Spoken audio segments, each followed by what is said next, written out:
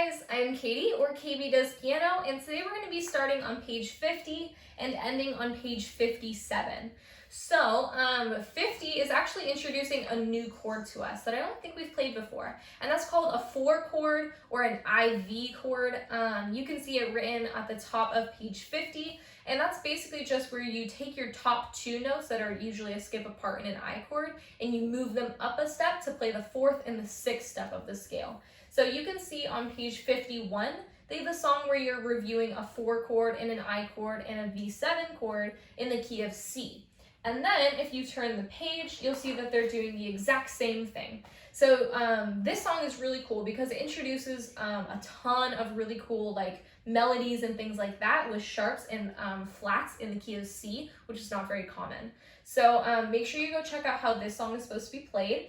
There are a couple things you want to keep in mind when you're playing this song. There is a pedal mark almost all the way throughout the song, so you want to make sure you're picking up your foot at all of those little marks. And then there's also a first and second ending that's really short up here at measure 17 through 21.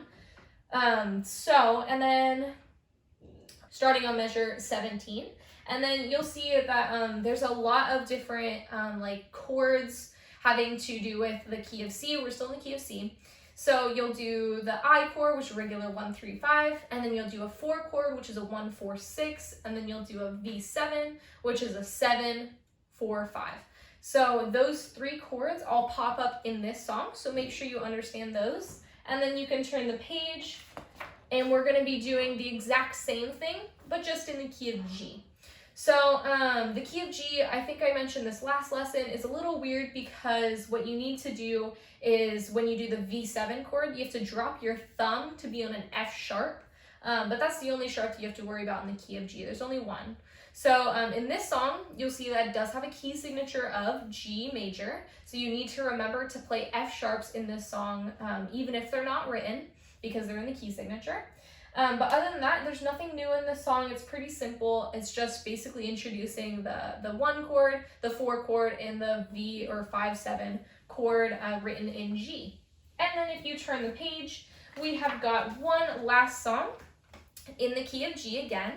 And it's introducing one new topic, which is a dynamic sign, which is called Pianissimo. So Pianissimo is like 2 times the soft, so it's just very soft. Where, piano is just regular soft, so now Pianissimo is like the softest you can possibly be on the piano. So it's like you're barely even touching the keys, kind of. Other than that, there's not a ton of new topics in this song.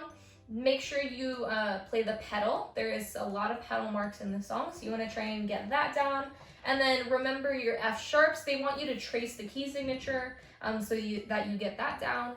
Just remember it's in the key of G, so you have to play F sharp unless there is a natural on it. But other than that, that's it for this lesson. So we went through page 50 through 57, and then we just covered what the 4 chord looks like in both C major scale and G major scale. And then we also learned Pianissimo on this page. So make sure you guys go check out my playlist so you can hear how all of these songs are played, since they're a little bit more complicated than our usual songs. And I'll see you guys next time for when we are finishing up the 2B lesson book. Bye guys!